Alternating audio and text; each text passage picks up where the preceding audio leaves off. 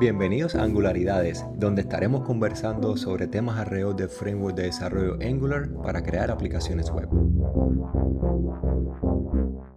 Manuela Castrillón, permíteme presentarte ante quienes aún no te conocen. Eres originalmente de Medellín y hoy en día radicas en Ámsterdam. Eres graduada de Ingeniería de Sistemas, trabajas como ingeniera de software para Uber, fuiste una GitHub Campus Expert y tienes la distinción de Google Developer Expert en el área de tecnologías web. Y además eres embajadora del programa de Women Tech Maker de Google. Es un placer inmenso poder tener la oportunidad de finalmente lograr hacer esta conversación sobre unos cuantos tópicos que nos interesan muchísimo, no solamente a nosotros dos, sino a las personas que nos vayan a escuchar durante este episodio. Sí, muchas gracias Alejo por la invitación. Ahí planeando meses, pero finalmente se dio. Nos encontramos hoy para grabar. Súper. Entonces, Manu, desde tu experiencia, ¿qué estrategias recomiendas hoy en día para prepararse mentalmente y enfrentar esa entrevista para un rol de desarrollo de software o tal vez un rol de arquitectura o un rol de liderazgo técnico en alguna de las grandes empresas del sector de las tecnologías de la información? Sabes que me gusta mucho, Alejo, que lo abordas desde el tema, desde el inicio de cómo prepararse mentalmente, porque creo que la mayoría de las personas vamos directo a lo técnico, qué necesito para estar técnicamente preparado, qué frameworks me debo saber, qué documentaciones me leo y olvidamos la parte mental, porque de verdad los procesos de entrevistas son estresantes. Es una cuestión que puede como mover muchas fibras también, como que saber dentro de los procesos de entrevistas te van a dar muchos no también y debes también estar preparado mentalmente para el rechazo. Pero acá lo que yo creo que para la entrevista que requiere como más preparación mental es en la que te evalúan como la parte de soft skills. Y para esta entrevista, a mí me gusta como desde antes tener una reflexión respecto a la carrera. Entonces, como desde antes yo sentarme con una hoja de papel, bueno, o en un computador, yo soy como team análogo, entonces a mí me encanta rayar siempre en libretas, pero sentarte a escribir las situaciones laborales por las cuales ha pasado, sean positivas, negativas, de las cuales has aprendido, en las cuales pudiste haber actuado mejor, o sea, como todo tipo de situaciones y tenerlas ahí preparadas para que en el momento de tu enfrentarte a una entrevista y que te pregunten por dime cuál es el proyecto de lo que has estado más orgulloso en tu vida, tú no te quedes como y procesando y Ujú. tratando de traer toda esa información del background, sino que ya sé, que ya la tengas ahí, como que listo, ya yo ya hice como esa reflexión consciente, hice de lo que me siento más orgullosa es de este proyecto que tuvo este impacto y súper importante en las entrevistas les gusta tener este formato STAR, se llama el método STAR, que es como Situation, Task, Action, Result. Entonces, esto sirve como para dar todo el contexto. Entonces empiezas. em, en un proyecto necesitábamos lanzar doble autenticación de usuario para cumplir con algún requerimiento de la ley. Entonces, esa es la situación como task. Bueno, y me pidieron hacer la parte técnica de implementar la UI de esto, no sé, cualquier cosa.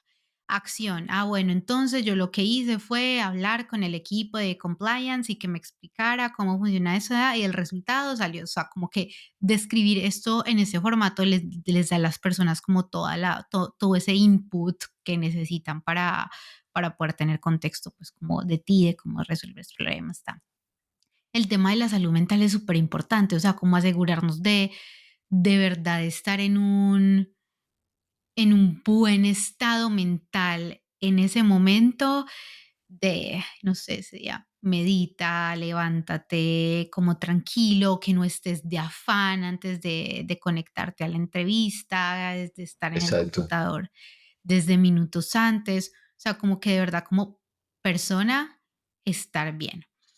Yo recuerdo en la cual yo hice proceso cuando estaba buscando trabajo antes de entrar a Uber, y recuerdo que en esta empresa decían como que si sientes que te fue mal en alguna prueba o si sientes que lo pudiste haber hecho mejor porque mentalmente no estás como en la condición para hacerla, como déjanos saber y la repetimos.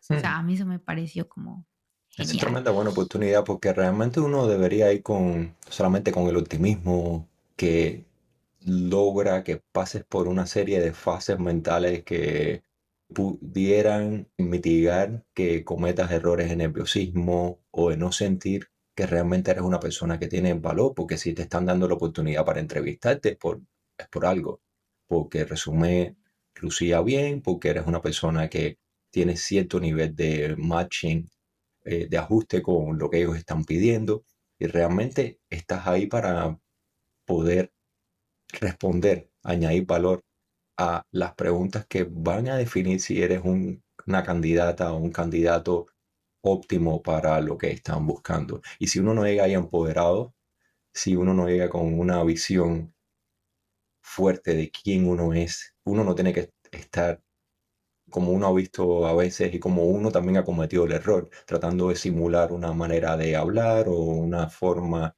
de comportarse basado en roles de personas que uno ha visto, pero si uno logra garantizar que esa persona que uno es está canalizándose, está fluyendo, teniendo un nivel de sinergia con el panel de entrevistadores, que puede ser intimidante en algunas ocasiones, pero ahí está uno aportando valor a la situación y sencillamente al final de cuentas termina siendo una conversación que independientemente de las presiones, de las motivaciones, cuán importante es que uno sea exitoso en esa entrevista, viene siendo una interacción con otros seres humanos, por ahora. Sí, sí, por ahora.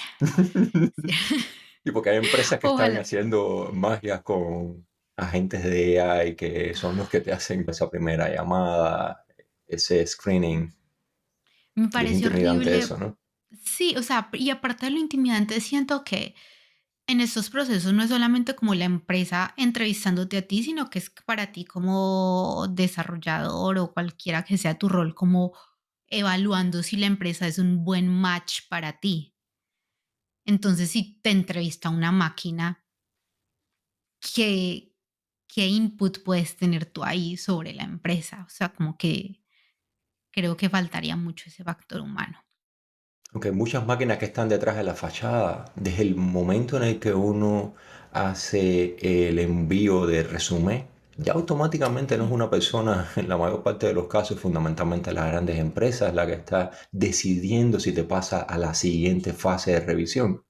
No es una persona. sí, Es un sí, es cierto. algoritmo que tienes que, como mismo uno se encarga del SEO, de la optimización para motores de búsqueda en Mm. una aplicación web o un documento web, uno tiene que optimizar ese resumen para que sea legible y comprendido por una serie de algoritmos ahí que lo están analizando y procesando. Sí, eso me parece súper heavy y complejo porque sí, yo lo que tú es como no Ujú. solamente saber vender sus skills sino como que saberlas vender de forma que una máquina lo interprete como tal. Y también como que con lo que decíamos de lo intimidante que puede ser enfrentarte a este panel de profesionales que están en las empresas, que tú puedes decir como: "Uf, que me está entrevistando este director de ingeniería de Google", por decir algo, es como intimidante, es como, y es alguien con experiencia, con recorrido, pero también creo que si la persona tiene una actitud que te intimida, también puede ser como un red flag de la empresa. O sea, Ujú. porque que el hecho de que el rol de alguien parezca algo intimidante, no quiere decir que la persona como entrevistador vaya a ser intimidante. Es como que hay pilas ahí, como que si un entrevistador a ti te hace sentir incómodo, juzgado, lo que sea, como mal dentro de una entrevista, es como puede que la cultura de la empresa no sea para ti. También puede que simplemente sea una persona, un mal entrevistador dentro de una empresa buena, pero bueno, al final es como la cara que la empresa está decidiendo sacar ante sus candidatos. Claro. Y no perder nunca la visión de que aunque uno esté de este lado de la entrevista, uno también está pasando proactivamente por el proceso de entender quiénes son las personas con las que uno va a posiblemente terminar trabajando durante un periodo de tiempo que no es necesariamente corto. Y esa entrevista es bidireccional, pasa de una manera que nos permite a nosotros entender el ser humano también del otro lado. Sí, total. Y Manu, ¿qué valor tú encuentras en el trabajo para gigantes tecnológicas en comparación con esas pequeñas empresas? Es decir, las empresas que tienen un tamaño menor o una presencia en el mercado que no es comparable con las empresas de Big Tech. ¿Cuáles son los mayores desafíos de trabajar en este tipo de grandes organizaciones e incluso llegar a entrevistarse en estas organizaciones comparado con una startup o con una pequeña, sí, con una empresa de menor escala? Ok. Dentro del trabajo como tal, yo creo que la gran diferencia, y creo que tanto el mayor valor como el mayor desafío, es el impacto tan grande que tiene la empresa. Que a mí me parece una cosa loca, pues, trabajar en un producto que sé que va a ser usado por millones de personas, o sea, que de verdad va a tener un impacto económico en, pues, en el caso de Uber, que va a generar, pues, como un revenue económico a las personas que son, los conductores, los repartidores, a los restaurantes, como que de verdad el impacto en las vidas de las personas es grande. Entonces eso me parece como súper loco y a nivel como de la construcción del producto, creo que trabajar en una empresa pequeña versus en una de esas grandes, creo que la mayor, bueno, hablando en cuanto a empresas de producto, no agencias digitales o algo así, sino producto, en una empresa más pequeña todo va muy, muy, muy, muy rápido. Es como que más este de metodología como de fallemos rápido, aprendemos de esa falla, iteramos, mejoramos, mejoramos, construimos. Y mientras va creciendo la empresa, creo que hay más burocracia. Porque así como dicen, bueno, esa frase se la han atribuido pues a varios, pero como cuando uno pone sudo del gran poder conlleva gran responsabilidad. Exacto. No es lo mismo ser director de orquesta o directora de orquesta de una agrupación que tenga cuatro o cinco instrumentos de algo que tenga 200. El nivel de Exacto. complejidad en poder dirigir todo aquel gigantesco flujo de elementos que tienen que, obviamente, construir puentes entre sí, tener protocolos de comunicación entre los diferentes equipos, expectativas, métricas, se convierte en una cosa bastante compleja que Claro, o necesita sea, especialistas que tienen un gran trasfondo, un background, experiencia en poder continuar dándole sentido una y otra vez, independencia de las condiciones cambiantes del mercado, de la tecnología en sí, de cómo fluye todo el tema con los recursos humanos, recursos financieros, de tiempo, etcétera. La gestión de empresa sí. es un perfil completamente complejo.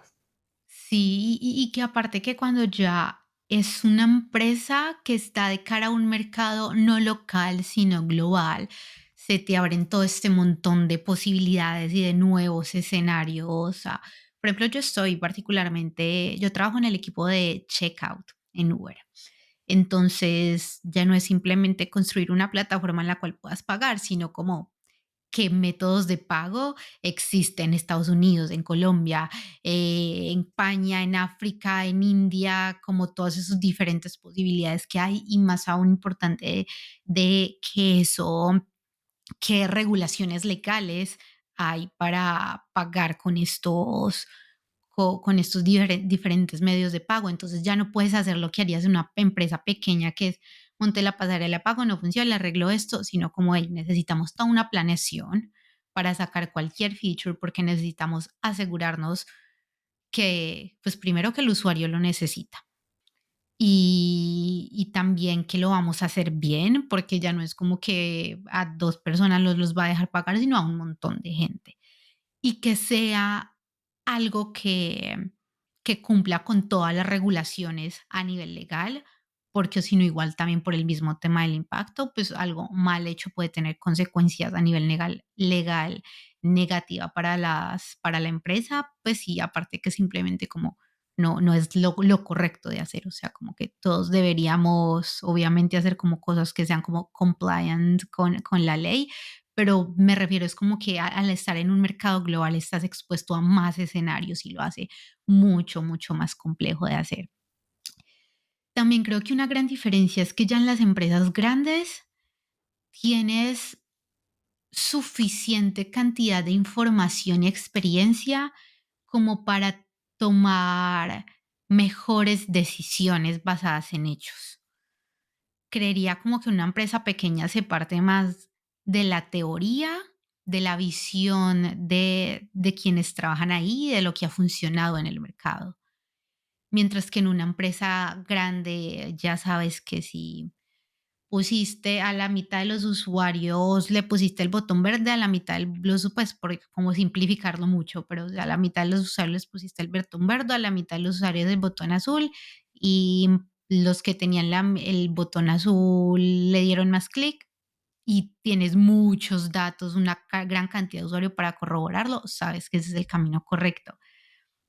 Entonces creo que esa es como la otra gran diferencia y que también me parece como maravillosa, es como toda esta toma de decisiones basado en lo que está pasando en el mundo en el tiempo real.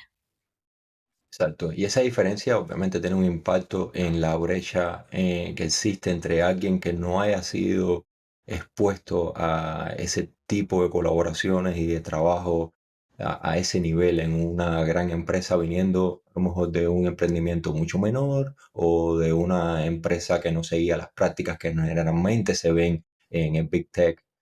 Y desde tu punto de vista, yo sé que es una pregunta que tiene mucha tela por donde cortar, pero ¿cuáles son los errores más comunes que has visto que cometen las personas candidatas que no tienen tanta experiencia con este tipo de compañías cuando aplican a una posición en Big Tech? Yo una vez tuve una conversación con una de las reclutadoras, bueno, que ya, o sea, la reclutadora que me reclutó a mí, ya, o sea, terminamos siendo muy buenas amigas y una vez hablando de todo este tema, yo le preguntaba ya como si le pudieras dar un consejo, o sea, como solo un consejo a cualquier persona que esté aplicando a este tipo de empresas, como que le dirías. Y ella me diría como, ella me dice como que se tomen el proceso en serio. Ella me dice que de verdad como que notaban muchas personas que sí que literal como que no se toman el proceso en serio. Tengo la teoría, o sea, esto es 100% teoría mía, de que creo que es que como son empresas a las que es difícil pasar, o sea, genuinamente es difícil pasar. Las personas no se la creen de verdad de que son capaces, entonces están haciendo el proceso más como en un mood como de que tenga lo que tenga que pasar. Entonces no se ponen como de verdad como la camiseta de vamos a meterlo a su empeño, gana, lo vamos a estudiar, lo vamos a hacer en serio, la vamos a comunicar bien, o sea, como a recibir el feedback, y a iterar igual, pues dentro de los procesos. Entonces creo que ese es el error más común, como no creernos que vamos a ser capaces de pasarlos y por lo tanto no tomarnos en serio el proceso. Y es comprensible porque hay muchas condicionantes psicológicas. Típico síndrome del impostor juega un papel importante en alguien que no se sienta digno de participar en esa conversación para una entrevista de ese nivel y sencillamente es adentrarse en el papel, tratar de demostrar las habilidades que uno tiene y transcurrir de la mejor manera posible, con el mejor positivismo, con la mejor preparación, como habías mencionado, darle seriedad, porque a final de cuentas es tiempo, no solamente tuyo, sino tiempo de las otras personas. Es el único momento que vas a tener de poder interactuar con esos seres humanos que están del otro lado, que están tratando de analizar qué valor pudieras agregarle a su empresa o a su propio equipo en caso de que estés entrevistando a las personas directas que van a trabajar, que van a terminar trabajando contigo. Sí, total, y que hay también como conectándolo con lo que decías anteriormente, como estas diferencias en aplicar a una empresa grande o una empresa más pequeña. Creo que también otro error es que esperamos a prepararnos en ciertos skills nada más cuando ya tenemos la entrevista encima. Entonces, como en empresas más pequeñas, normalmente las entrevistas van a ser más enfocadas en conocimiento técnico, más enfocadas en, pues si la empresa usa Vue, tu entrevista va a ser en Vue, o sea, como en la herramienta como tal que vas a usar. Entonces creo que eso pasa pues con más empresas pequeñas, por lo cual pues es natural que lo que más estudiemos sea, sea como el framework que está de moda, la última funcionalidad que salió, pero dejamos atrás casi siempre la parte de algoritmia, de lógica, de arquitectura y esperamos para tomar estos tópicos nada más cuando decidimos presentarnos a una de estas empresas, o ni siquiera cuando decimos presentarnos, sino como cuando ya nos han dicho como te queremos agendar una entrevista. Entonces creo que sí, que otro error es dejar esos temas para lo último, porque, o sea, 2 semanas no te van a ser suficiente para aprender toda una teoría de estructuras de datos y algoritmos.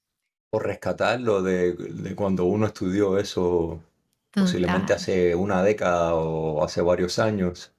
No es lo mismo exacto. el entrenamiento requerido en la academia cuando uno está aprendiendo eso en la universidad o sencillamente si uno aprendió a través de canales de YouTube, si uno es un autodidacta.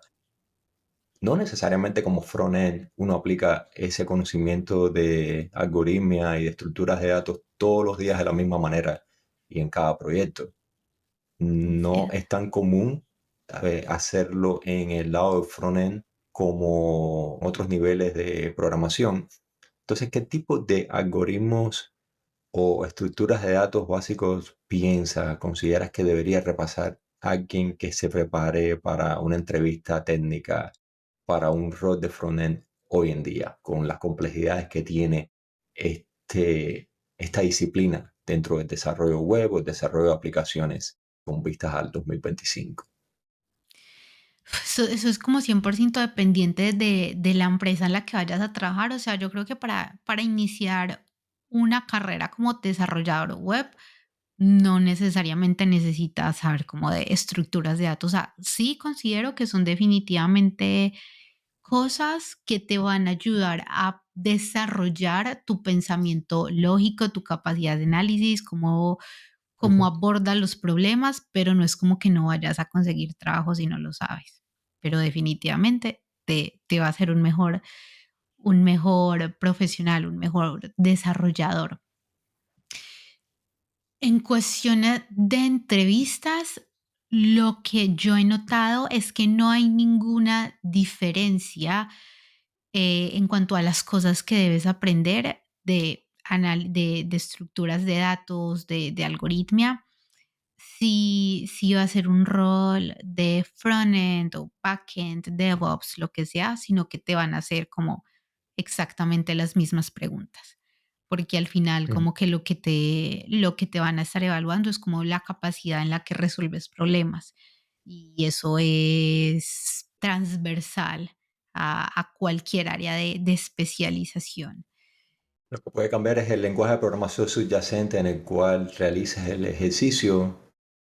Puede que lo defina como pseudocódigo, pero a lo mejor si estás en el lado frontend, resolver algún ejercicio resulta más cómodo utilizando JavaScript o TypeScript en vez de Python o C++.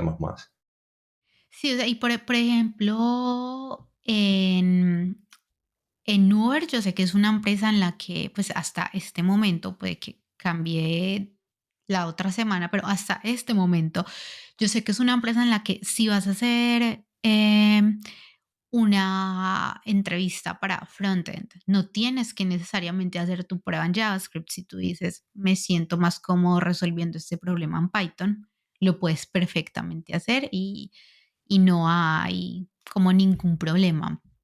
Ahora, en cuanto como que estudiar, pues es que es todo desde estructuras de datos, o sea, como desde las más básicas, pilas, colas, hasta árboles, algoritmos de organización, pues, de sorting.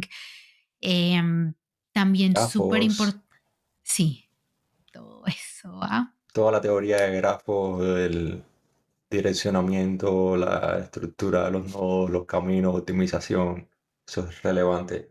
Y no solamente conocer la teoría, sino lograr aplicarlo en varios ejemplos y la práctica es la que va a garantizar que cuando tengas el problema delante, puedes encontrarle soluciones creativas. No necesariamente Sí. tienes que aprobarlo todo. Depende mucho del pensamiento, como había referido antes, el pensamiento Mm. crítico, el pensamiento de ingeniería que tengas. A lo mejor no lograste resolver el problema, pero tiene mucho que ver en el resultado final de una entrevista, de qué forma te enfrentaste a ese desafío. Totalmente, y que también como saber argumentar por qué elegiste esa solución y qué alternativas tenías, por qué esa te pareció la más óptima, que ahí también es donde va otro tópico que es importante estudiar para ese tipo de entrevistas, que es el Big O Notation, que es el saber entender como a un nivel matemático la complejidad de los algoritmos que estás haciendo, el performance, cómo se van a comportar, y para también saber durante la entrevista decir como: "Ay, es que tengo estas 2 o 3 opciones para resolver el problema que me estás proponiendo, pero voy a elegir esta porque es que el O de esta función es más pequeño de esta, entonces tiene mejor performance", que también son como cosas que evalúan en la entrevista. Dependiendo del nivel, te pueden preguntar como exactamente, como dime como cuál es el O de cada Ujú. algoritmo, pero bueno, eso va a depender como de la entrevista, el entrevistador. Y que acá también va el otro que decías, como es que estos son cosas a los que pasamos por la universidad, toda esta teoría de algoritmos y todo lo vimos, pues teníamos que verlo.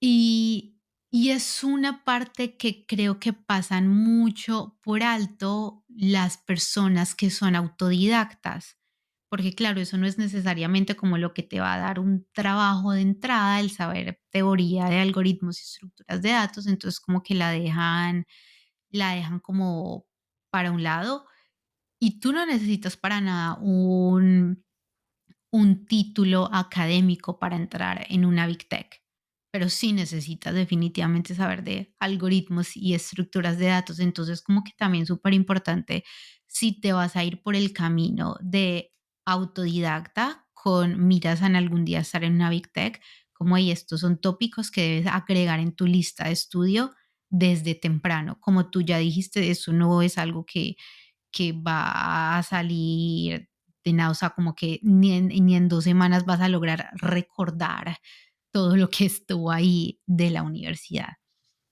Entonces, poner eso desde rapidito en la lista de estudio, que no es algo tan divertido y dinámico de estudiar necesariamente, depende de qué te guste. Yo soy nerd, a mí me gustaba, yo en la universidad participaba en competencias de programa, ¿cómo se llaman? Era la Liga Colombiana de programación competitiva, algo así. Yo soy nerd, me gustan esas cosas, pero, pero importante sí, tener eso ahí en la lística de estudio. Y alguien que esté escuchando esta conversación puede pensar, bueno, con esta programación asistida por inteligencia artificial, chatbots, elementos que permitan optimizar un poco más el código, generarte algunos snippets, ¿qué tan válido pudiera ser continuar el camino de perfilarse como desarrollador para prepararse para un rol de desarrollador o desarrolladora? En el futuro, ¿cuánto puede cambiar el formato de las entrevistas teniendo en consideración que ha cambiado mucho en los últimos 2 años, desde la introducción el 30 de noviembre de 2022, si mal no recuerdo, de ChatGPT, que empezó a disrupcionar completamente el mercado y la manera en la que nosotros trabajamos como desarrolladores antes no era tan asistido como lo es ahora? Sí, ¿qué le tendrías que decir a una persona que esté un poco como que dudoso con la manera tradicional de entrevistar? Entendiendo que obviamente estas estructuras de datos garantizan de que se te abran un poco más los mecanismos mentales para poder ayudar a la toma de decisiones, a construirte como mejor ingeniera y tener que pasar por el camino que está estipulado. Pero, ¿qué es lo que tú piensas? ¿Cómo puede cambiar en el futuro este tipo de maneras de entrevistar para roles puramente técnicos de desarrollo? ¿Sabes qué? Es que la cuestión es que la, la AI igual tiene muchas fallas en cuanto a lógica, en cuanto a performance. Siento que antes como va a ser, va a ser cada vez más importante tener ingenieros, desarrolladores que sepan resolver bien un problema a un ingeniero que sepa alguna herramienta en específico. Porque la Ujú. AI puede proponerte múltiples soluciones, pero al final es como la parte humana de la persona que está detrás de la pantalla quien va a decir como esta solución es buena o no. O sea, nosotros no podemos andar dándole aceptar a Copilot y ya sin tener idea qué está pasando ahí. Entonces creo y esperaría que la forma en que cambie es esa, o sea, que antes incorporen más la evaluación de de tus habilidades de resolución de problema, de lógica, de pensamiento crítico, porque vamos a necesitarlo para saber qué tanto de estas soluciones de IA aceptar o no. O sea, como que ya a mí no me importa saber si sabes cómo implementar un React Hook porque tú le dices a Copilot, hazme un custom hook y te lo va a hacer. Pero tú como desarrollador debes leer ese código y tener como la capacidad de análisis de decir como, ay, esto está raro, esto tiene mal performance, este ciclo no es necesario, whatever. Y entender cuál es la lógica de negocio por detrás también. Comunicarte Exacto. con esos otros seres humanos para garantizar una buena experiencia de un usuario que va a ser un humano igual que tú.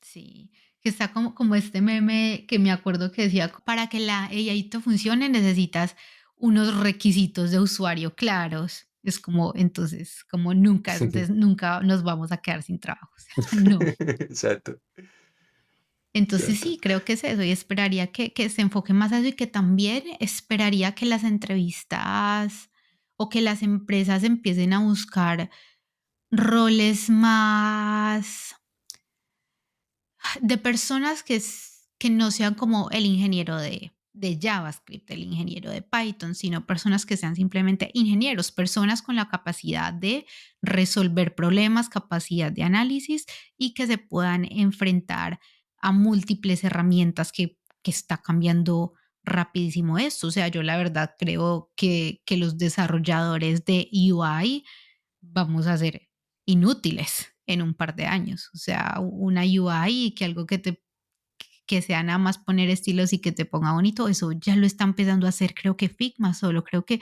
ese tipo de cosas van a ser inútiles. Ese tipo de roles van a ser inútiles en, en un par de años, pero sí vamos a seguir necesitando las personas que, como tú dices, sepan entender la lógica de negocio, sepan entender el mercado, escuchar a los stakeholders y traducir eso a, a unos flujos del producto.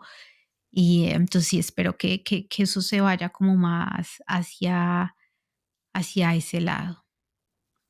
¿Qué tal desde el punto de vista arquitectónico y también de desarrollo, enfrentarse al entramado de tecnologías que existen en la plataforma de la web? No se trata de entender nada más los estándares, sino poder lograr que ese sistema tenga un sentido a la hora de entregárselo al navegador web. En las entrevistas de Big Tech, ¿cuáles son los conceptos fundamentales de frontend, incluso después durante el periodo de onboarding en el nuevo rol? Y puede variar, por supuesto, de equipo a equipo, de compañía a compañía, pero ¿qué es lo que se espera que domine sobre tecnologías web la persona que está siendo entrevistada? Nada. Tienes broma, o sea, digo nada en el sentido de que, como te dije, esas empresas, pues al menos como dentro de mi experiencia, estas empresas grandes no te van a evaluar porque tanto conocimiento tienes en frameworks de moda en específico. O sea, ¿sabes? No se espera que seas el más, que, o sea, no te van a preguntar, ¿qué es un hook en React? ¿Cuál es la diferencia entre const y let? Como, ¿qué es esto? Como que no se espera que sepas todas las tecnicalidades de un framework en específico, sino más en general cómo la web funciona.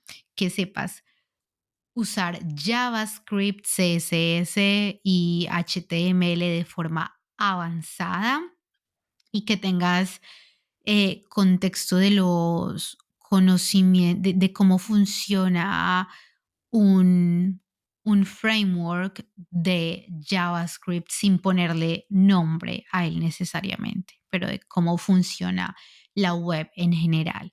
Y luego de la forma en la que te lo van a evaluar, no van a ser necesariamente preguntándote qué es esto, qué es esto, qué es esto, sino que es más bien un proceso en el cual tú a través de la forma en la cual estás resolviendo el problema, debes demostrarles a ellos ese conocimiento que tienes y no sé, no te van a preguntar cuál es la diferencia entre const y let, sino que van a ver que cuando estás resolviendo el problema las estás usando de forma adecuada, por ejemplo.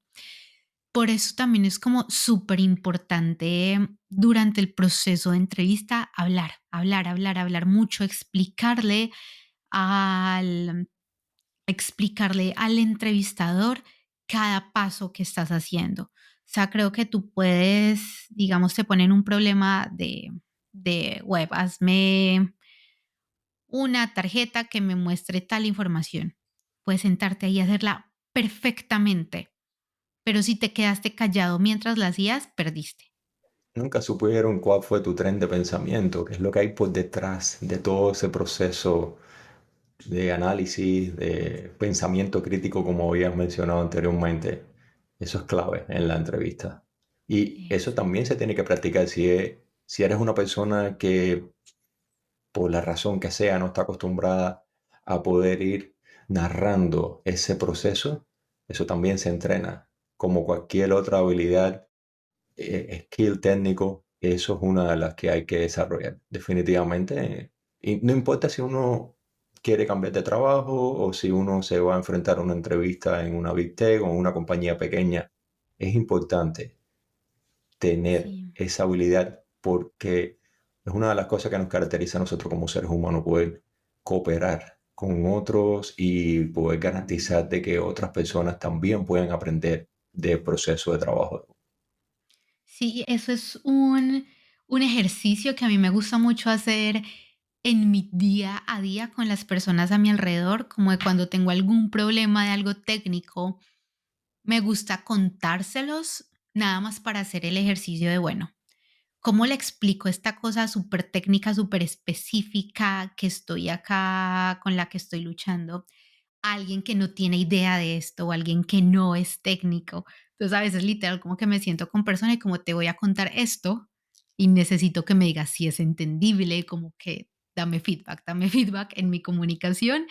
Y bueno, creo que es algo como simplemente como que me acostumbré a hacer.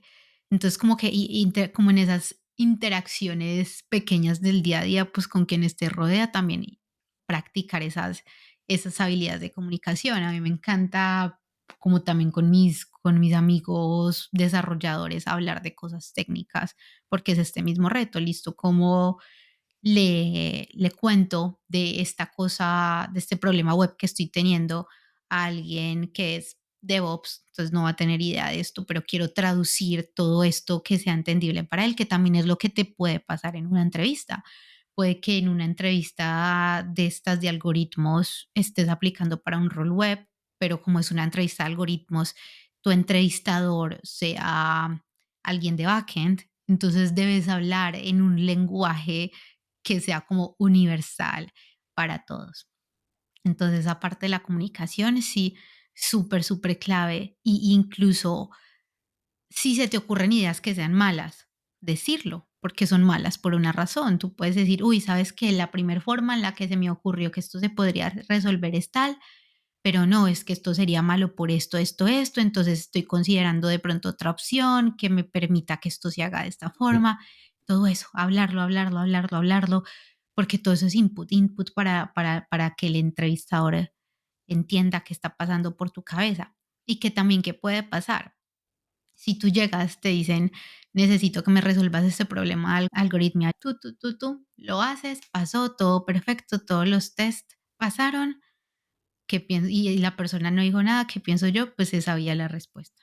Y ya, o sea, como esta entrevista es inválida prácticamente, se sabía la Exacto. respuesta, ya había hecho el ejercicio, porque no Puedes entiendo qué ser un estaba genio, pensando. pero no lograste transmitir qué es lo que hay por detrás de ese análisis. Uno no es una inteligencia artificial. Generalmente cuando la inteligencia artificial logra hacer todo el análisis vectorial y todo el entramado de lógica, uno no sabe ni qué es lo que está. Ni siquiera los desarrolladores de esos modelos conocen detalle a detalle de cómo es que se logran entramar todas esas relaciones, pero para eso está uno ahí como persona, como miembro futuro de ese equipo, de poder solamente desarrollar, implementar lo que uno aprendió, sino también enseñar a otros. Y cuando uno enseña, lo sabe hermano y lo sabe posiblemente la mayor cantidad de las personas que están escuchando, necesita uno pasar por procesos cognitivos que te van a permitir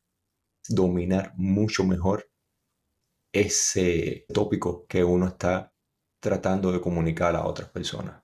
Es una relación ganar-ganar completamente. Gana la otra persona porque está del otro lado aprendiendo del proceso tuyo de tren de pensamiento o de la nueva temática de la cual aprendiste, y también es una manera de reforzar el conocimiento que uno tiene, incluso de prepararse de antemano, porque para poder declarar lo subyacente de ese tópico, uno necesita, por supuesto, mirar ese problema desde diferentes ángulos, no sé, sencillamente desde el ángulo de la implementación y ya está.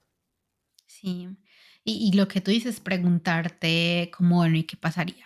¿Y si le quito esto? ¿Y si le agrega esto? Y incluso dentro del contexto de una entrevista, tú no esperar a que el entrevistador te lo diga, o sea, tú ve como un paso adelante y pregúntale como, bueno, ¿qué inputs puedo utilizar? ¿Qué casos hay posible?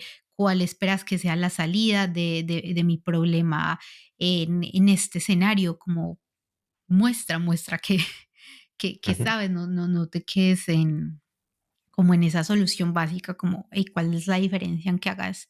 Como pregúntate a ti mismo, como cuál es la diferencia que una AI o yo hagamos esto que tienes tú de como de valor agregado para aportar acá, que obvio lo tienes, pero muéstralo, muéstralo en la entrevista. Y eso es altamente probable lo que vaya a marcar la diferencia entre tú como candidata y el resto de las personas que estén presentándose a esa serie de entrevistas para ese rol? Sí, y otra cosa que yo he notado con también todo el, no solamente el boom de la AI, sino también como la burbujita de la industria tecnológica que ya se está explotando, es que creo que las empresas también están buscando ya roles que son extremadamente especializados. O sea, ya no es suficiente decir soy web o soy backend o soy DevOps, sino soy backend especializado en infraestructura donde hay mucha carga, o sea, cualquier cosa, o en mapas, o soy web especializada en SEO, como que busca tu nicho dentro de esa área del desarrollo que te gusta, porque ya un web genérico te lo puede hacer una AI. Ya una API normal genérica te la puede hacer Copilot. Entonces creo que eso es también lo que he estado notando, que es como curioso porque uno ve aún bastantes como ofertas laborales, no tantas obviamente como la habían en 2020, pero todavía hay oportunidades laborales y al mismo tiempo se ven muchas personas que no han podido encontrar trabajo. Y claro, es que cuando te metes a ver estos roles son muy, muy, muy, muy específicos. Entonces busca qué es esa cosa específica en la que, en la que vas a destacar. El consejo. Y para ir cerrando, tengo una pregunta que puede ser un tanto personal. ¿De qué forma el pertenecer a comunidades tecnológicas ha impactado tu carrera y cómo recomendarías aprovechar estas redes de comunicación para el crecimiento personal?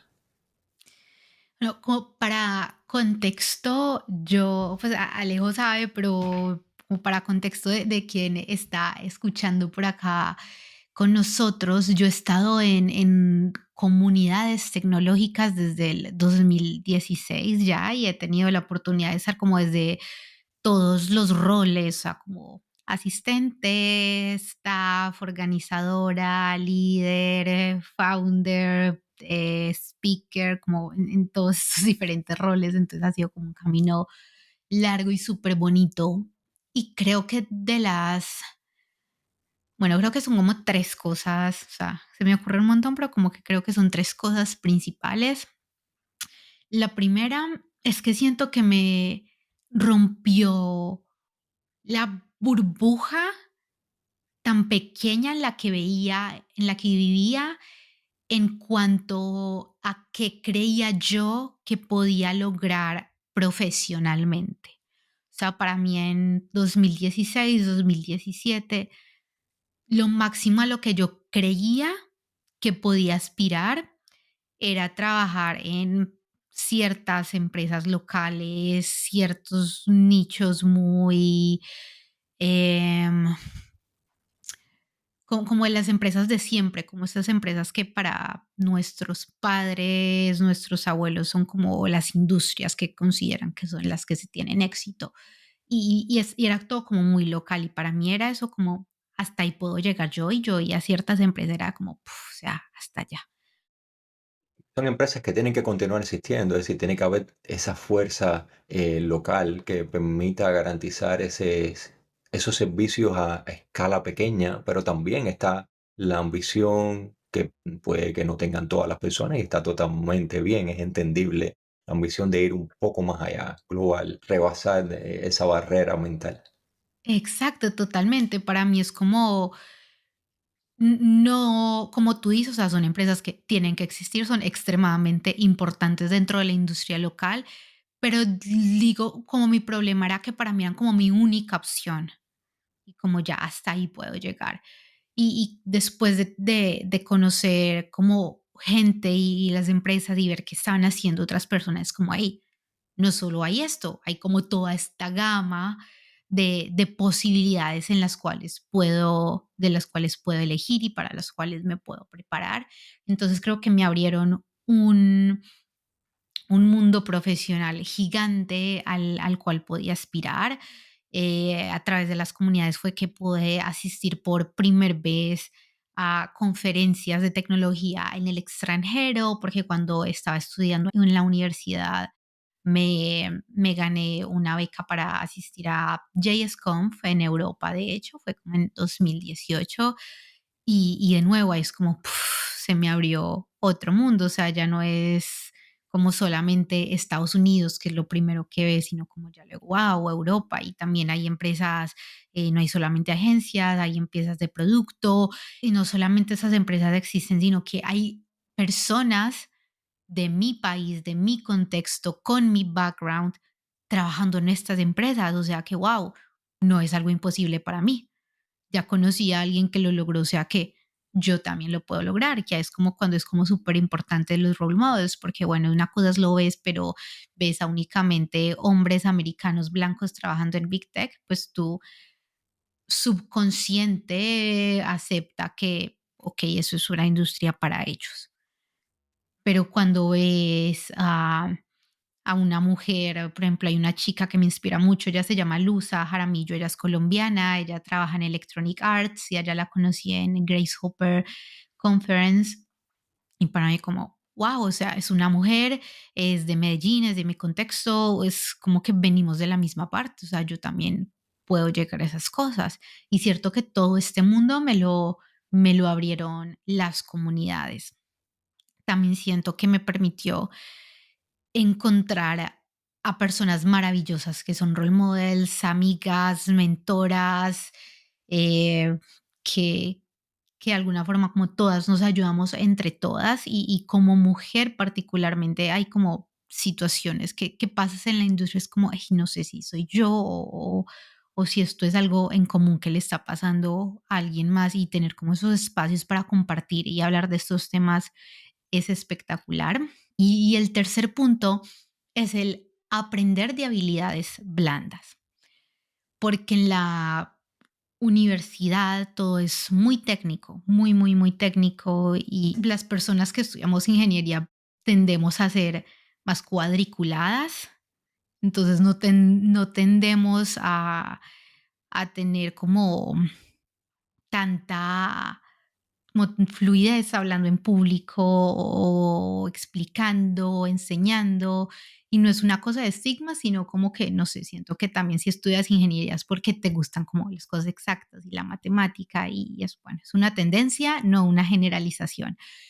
Pero en la universidad no tienes espacios, o al menos en mi universidad no tenía espacios para desarrollar mis habilidades blandas, para enseñar, para exponer, para ir más allá de la programación y los números.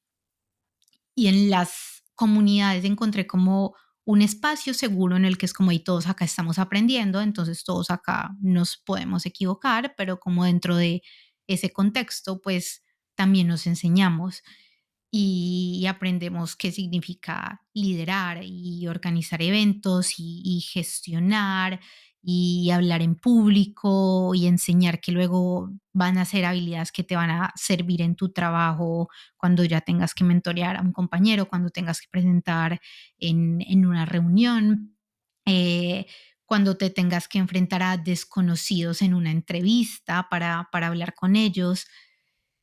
Entonces creo que esos son como mi top. Súper. Y nunca es tarde, no importa si la universidad ocurrió hace muchos años o puede que seas una persona introvertida o bueno, extrovertida, pero que no domines esas habilidades que garantizan un trabajo en equipo, un trabajo incluso más allá de tu equipo. No importa en qué punto de la carrera estés, cuál sea el tamaño, el impacto de la empresa, del proyecto donde estés trabajando, las comunidades están ahí a un clic de distancia o a un par de kilómetros posiblemente del lugar donde vives. Y tener esa aproximación desde un inicio, en el sentido de que puede ser la primera vez que asistas a un meetup o a una conferencia, va a agregarle un valor que todavía no se tiene idea de cuál podría ser si empiezas a conectar los puntos entre el momento de hoy y el punto en el que empieces a reflexionar y mirar hacia atrás. Sí, y creo que también es una cuestión de aprovechar como este perk que existe dentro de la industria tecnológica, en el que siento que como mucha colaboración en general. No creo que en todas las carreras sea una cuestión tan así como de tan compartir conocimiento de forma libre, gratis, porque sí, mientras que en otras carreras siento como que las personas pueden ser como más reservadas, ¿sabes? Porque pueden ser carreras en las que hay más competencia. Entonces, no, si yo soy el experto en esta área, me quedo toda esa expertise para mí porque es lo que me va a abrir puertas y nadie me las puede quitar. Mientras en tecnología creo que todas las personas quieren compartir y quieren aportar y está el open source y creo que como que la cultura de open source termina permeando mucho lo que es la industria tecnológica y aprovechar eso, aprovechar ese beneficio tan grande de lo que de la carrera que decidimos perseguir. ¿Y tu carrera te ha llevado más allá de Colombia? ¿Has terminado, bueno, no terminado, pero has continuado tu camino profesional Espero que no haya terminado. hacia, hacia Holanda? Y desde tu punto de vista, Manu, ¿cómo es que afecta la experiencia de emigrar hacia otro país para trabajar en tecnología específicamente, en este mundo altamente dinámico? ¿Qué consejos son los que podrías dar a quienes estén considerando este cambio? Yo considero que si es algo que quieres hacer, hazlo. O sea, como que si así no estés seguro, así no tengas como mucha claridad de qué va a pasar, hazlo porque siempre como que lo peor que puede pasar es que no seas feliz en el país al que vas y siempre va a estar tu país de origen para que regreses. O sea, siento que es una decisión que se puede deshacer si quieres migrar. Ahora, tener claridad, o sea, y hacer como tu investigación, tu research de a qué lugar quieres irte. Por ejemplo, yo cuando me quería mudar, leí estadísticas, noticias, como de listo. Entonces, en los países de Europa, yo sé que quiero migrar a Europa, entonces, como cómo es la tasa de empleabilidad, dónde están los hubs tecnológicos, cómo es la calidad de vida, cómo está em, la seguridad, cómo es como la tendencia política en este y este aspecto que son de importancia para mí. Entonces, como que tener claros como ciertos datos que van a influir tu calidad de vida y que ya con esa información, bueno, y también pues obviamente como salarios y todo eso, y no solo salarios, sino también cuánto es el costo de vida y ya como con toda esa información decidir como listo. Entonces, creo que este país se ajusta más para mí, que fue como lo que yo hice. Yo inicialmente quería mudarme, era Italia. Yo desde que estaba en la universidad tengo una fijación muy grande con Italia, me encanta, aprendí italiano, yo quería finalizar la universidad en Italia, pero después de hacer como todo ese research, es como, ok, la data, porque una vez más, ingenieros cuadriculados nos guiamos por números y data. Entonces yo dije, la data que a mí más me hace sentido es la información que yo veo de los Países Bajos. Entonces me quiero ir para este lugar. Y lo otro es no esperes que tu experiencia vaya a ser como la de que alguien que hayas escuchado. Es como que todos somos tan diferentes y dentro del mismo país, o sea, por ejemplo, acá en Netherlands conozco personas que vienen también de mi misma ciudad, de mi mismo background, que también están en tecnología y ves historias de personas que dicen como, no, esto es horrible, me voy para Colombia de nuevo y quienes se ven acá viviendo para el resto de su existencia. Entonces, como que tomar como ese input como consejos, pero no con una expectativa de que tu vida va a ser igual a la de X persona acá. Que bueno, también como que yo lo apliqué en el sentido de que cuando yo me mudé, yo dije, no tengo idea si me voy a ir del país 2 años, 10 o si me voy a jubilar acá. Como que voy a hacer este movimiento y ya una vez estando allá, voy a tener la información necesaria para hacer como una elección consciente de dónde va a estar mi futuro. Pero me ha parecido maravilloso poder trabajar en equipos súper multiculturales. O sea, te digo, en mi equipo mi equipo son unas 15 personas más o menos y creo que casi todos, si no son todos, todos son de diferentes nacionalidades. Y es genial como, primero porque no hay como una cultura en cuanto a nacionalidad marcada, sino como que cada quien aporta lo mejor de su mundo. Entonces eso me encanta también aprender como que te da una visión también como de las oportunidades de que tú ves a personas súper jóvenes, por ejemplo, trabajando en Big Tech, y luego analizas y como, claro, es que ellos vienen de este país donde tienen acceso a esa oportunidad, tienen máster por eso, o sea, como que te da una visión, como un encontrón con la realidad bien grande de lo que son otras realidades. Entonces eso también me gusta un montón. Ponerse a diferentes culturas, diferentes backgrounds, es importantísimo en un equipo, porque si no, al final terminamos todos en lo que se le dice en inglés, un echo chamber, y salir de ahí Mm.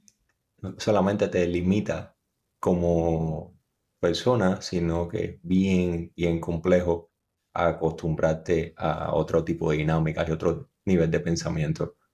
Sí, y que igual es un reto, pues, como aprender a comportarte en un modo que sea culturalmente aceptado, como Ujú. para todas las personas. Digamos, para mí ha sido un reto, o sea, yo soy demasiado latina en mi forma de ser, o sea, yo conozco a alguien y ya quiero irme a abrazarlo y hacer chiste, y si soy ruidosa y soy como muy de entrar, pero como que acá yo sé que eso puede ser como too much para personas de algunas culturas. Entonces, como aprender y ha sido como un reto mío este año, como aprender a modular tu personalidad de forma que igual sigas siendo tú mismo, pero una versión de ti en la que el ser tú mismo no interfiera con el espacio de otras personas que pueden venir de un background diferente al tuyo. Entonces, implica también como bastantes encontrones contigo mismo y reflexiones y retar estigmas, retarte culturalmente, retar quién eres como tal. Definir nuevos protocolos de comunicación, tratar de ser flexible, respetuoso y al final el resultado va a ser óptimo comparado Sí, con el que se tendría si se mantuviera uno dentro de esas mismas barreras igualitas de donde uno salió. sí, total. Y Manu, he disfrutado muchísimo esta conversación, lo que en algún Igual, punto tendríamos que concluir el episodio, pero me acá nos gustaría quedamos. saber si hay algún área, algún tópico que no hayamos mencionado durante la conversación sobre cual quisieras comentar. Quisiera dejar el dato, igual como volviendo al tema de las entrevistas, que me parece súper importante, quisiera dejar como dos sitios web en los que pueden empezar a practicar esas habilidades de algoritmia, que si no han empezado, vayan ya mismo y empiecen a practicar, que son LeetCode y HackerRank. En estos Ujú. dos sitios web son súper buenos para practicar algoritmia, incluso algunas empresas utilizan esas mismas plataformas para hacer sus procesos de entrevista. En algunas de esas plataformas creo que se puede filtrar por empresas. En la versión paga, pues puedes como ver como toda la explicación de los problemas. Yo utilicé LeetCode cuando yo me estaba preparando para mi proceso de entrevista. Entonces son herramientas que recomiendo un montón. También no dejar de lado el tema de estudiar arquitectura, esto que es complejo, porque esto ya es pues como todo un mundo, el tema de las whiteboard interviews, entonces dejar ahí la tarea para que se Diseño de estudien. sistemas. Sí, entonces la Es tarea, difícil que a pues, alguien no le guste enfrentarse a una entrevista de diseño de sistemas siendo ingeniero de software. me parecen muy complejos. ¿Sabes qué? Lo que me parece complejo de estas es que en muy pocas empresas hacen este tipo de entrevistas, entonces no tienes como estas oportunidades de práctica. Entonces, esta parte me parece compleja. Pero bueno, ir preparado Ese es otro y... capítulo. Exacto. Prepararse con esos materiales que comentaste, que bueno, van a estar acá en las notas del episodio. Y un último, yo acá haciéndome autopublicidad, también yo hice un video con una reclutadora de Uber en la cual pues es como que dio como los consejos desde su punto de vista de reclutadora para aplicar a Big Techs, y también tengo otro video como enfocado en el tema de migración hacia Ámsterdam específicamente. Entonces también pueden servir como complemento a este capítulo para que vean como más información sobre el tema si están pensando en migrar para trabajar en tech. Súper. Lo dejaremos entonces en las notas del episodio, donde pueden encontrar cada uno de los enlaces que referiste. Así que muchísimas gracias por haber dedicado tu tiempo y tanta cantidad de buenos consejos que podemos utilizar en cualquier momento, no solamente en las entrevistas, sino en la vida de día a día como personas que pertenecemos a equipos diferentes y diversos. Así que muchas gracias y nos vemos en algún punto del año que viene. Sí, gracias a ti Alejo por la invitación. Vale, chao, chao. Chao. Gracias por escuchar este podcast y espero que te sean útiles los temas abordados durante el episodio. Si aún no te has suscrito, te invito a hacerlo para no perderte ninguno de los futuros tópicos relacionados con frontend, interfaces gráficas, arquitectura de software y desarrollo web a través de Angular.